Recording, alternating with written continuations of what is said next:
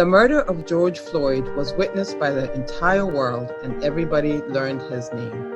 For Black people, sadly, George Floyd was one of a list of many.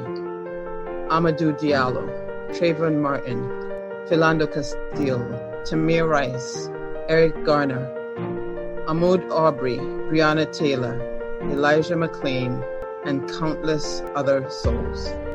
We all knew the names and can remember where we were when we heard the news of another senseless murder at the hands of police brutality. George Floyd was the last straw. On May 26, 2020, America finally awakened, and people of every color, creed, and gender joined Black people to demand justice. My name is Nampi Lubogo, Co-Executive Director for Path Parent-to-Parent Family Voices of Connecticut. Please join us in this series of videos created to open dialogue and discussion about the injustices experienced by the Black community and the intersectionality of those who have special health care needs and disabilities.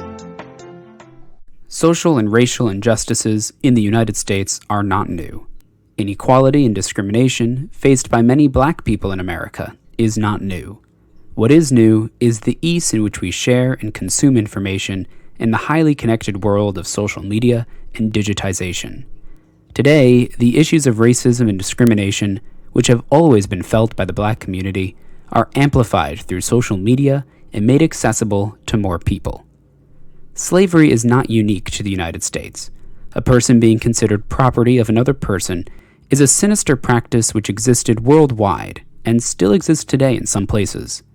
For us, in the United States, slavery is intertwined with our origins. Take, for example, the fact that some of our founding fathers owned and traded slaves. Our Constitution references slavery in the clause that explains that representation in Congress will be based on the whole number of free persons and 3/5 of all other persons. In 1861, nearly 74 years after the ratification of the Constitution, the Civil War commenced. Yet, even then, the northern states defined the war's success by reunification of all states, rather than the abolition of slavery. Northern victory became synonymous with emancipation and abolition later in the war effort. In 1865, the Confederate States surrendered, and the war was over. This was by no means the end of bloodshed, violence, or discrimination for civil rights, and in fact, the use of the Confederate flag still symbolizes hate for Black people. The Civil Rights Act, enacted in 1964, is a landmark civil and labor law which made discrimination based on race, color, religion, sex, or national origin illegal. It prohibits unequal application of voter registration requirements and racial segregation in schools, employment, and public accommodations. In theory, the law sounds great, but in practice, it is not. For people of color, and most especially for Black people, the law is constantly and consistently undermined.